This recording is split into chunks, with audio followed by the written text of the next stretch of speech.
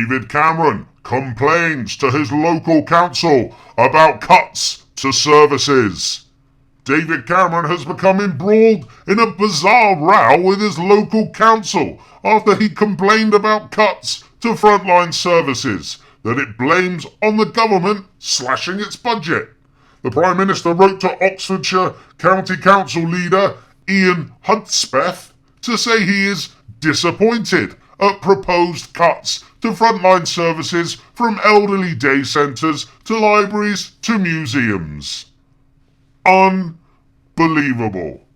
This just shows that David Cameron isn't fit to be our leader. I genuinely think he might be going mentally insane. He must be losing it. Either that, or he thinks that we are just so stupid and so stunted in our intellectual growth that he can pull off stunts like this without anybody calling him on it.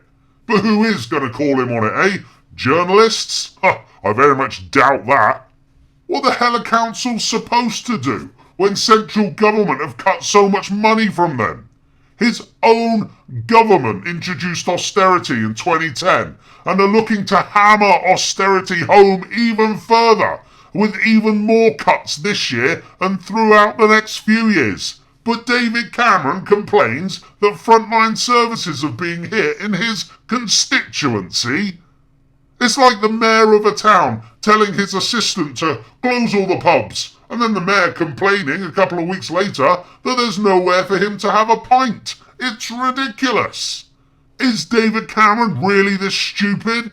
He's made himself look, frankly, simple with this exchange to any thinking man.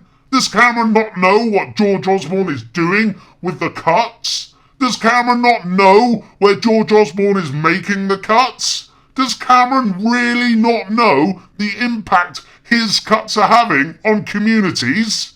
Does he not know that frontline services will be hit first? Does Cameron even know why the cuts are having to be made? The hypocrisy, the arrogance, it's startling.